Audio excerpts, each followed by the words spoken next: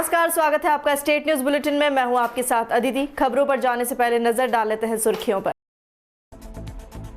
मुख्यमंत्री अशोक गहलोत और सचिन पायलट पहुंचे दिल्ली, राजनीतिक गलियारों में चर्चा तेज।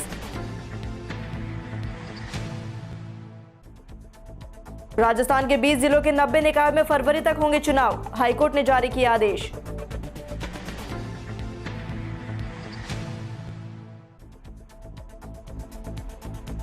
राष्ट्रीय लोकतांत्रिक पार्टी ने बुलाई आपात बैठक, हनुमान बेनीवाल कर सकते हैं बड़ा ऐलान।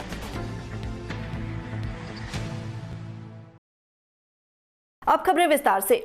मुख्यमंत्री अशोक गहलोत और सचिन पायलट शुक्रवार को दिल्ली पहुंचे। मुख्यमंत्री शनिवार को कांग्रेस हाईकमान के साथ होने वाली अहम बैठक में हिस्सा लेंगे। दिल्ली पहुंचने के बाद मुख्यमंत्री अशोक गहलोत ने किसान आंदोलन को लेकर कहा कि इसका हल जल्द निकालना चाहिए।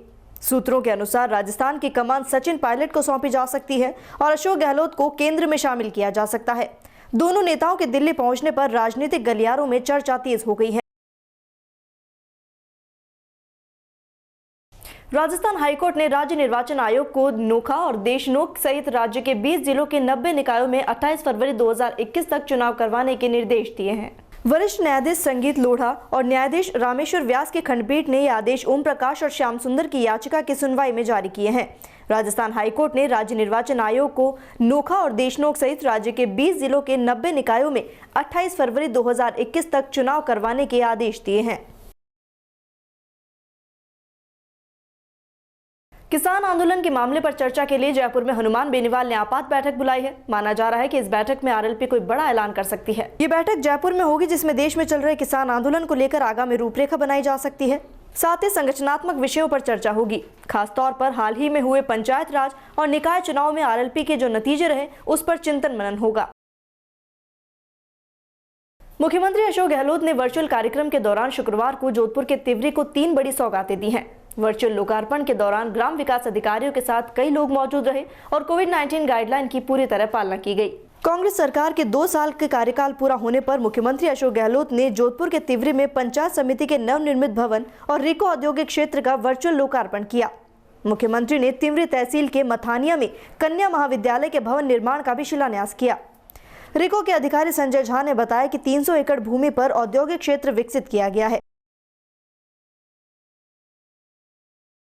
इस प्रकार से आज उद्घाटन किया गया, कितना क्या पैसे का व्यय हुआ यहाँ? पंचायत समिति भवन का उद्घाटन माननीय मुख्यमंत्री महोदय द्वारा अभी वर्चुअल माध्यम से बीसी में किया गया था, जिसमें माननीय सरपंचगण सभी उपस्थित थे। उनकी उपस्थिति में वर्चुअल उद्घाटन हुआ था।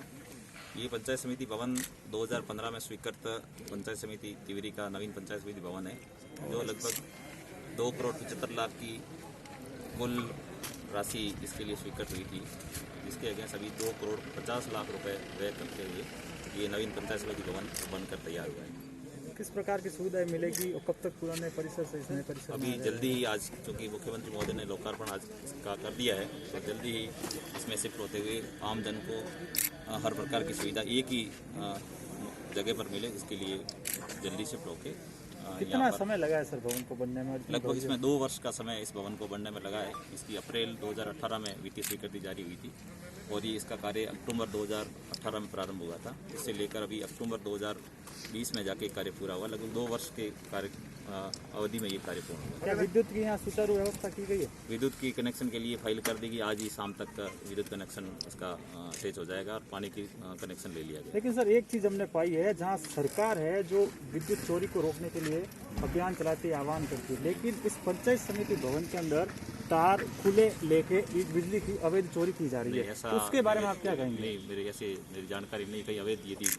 वर्चुअल लोकार्पण के दौरान नवनिर्मित पंचायत समिति के भवन में तिवरी इलाके के सरपंच, ग्राम विकास अधिकारियों के साथ अन्य कई लोग मौजूद रहे। इस दौरान कोविड-19 गाइडलाइन की पूरी तरह पालना की गई। गुजरात सरकार में वन, आदिवासी विकास और पर्यटन कैबिनेट मंत्री गणपत सिंह वसावा ने शुक्रवार की शाम रामदेवरा पहुंचकर बाबा रामदेव की समाधि के दर्शन किए। साथ ही देश प्रदेश में खुशहाली की कामना को लेकर विशेष पूजा अर्चना की। गुजरात सरकार में वन, आदिवासी और विकास पर्यटन मंत्री गणपत सिंह वसावा शुक्रवार की शाम जैसलमेर पहुंचे।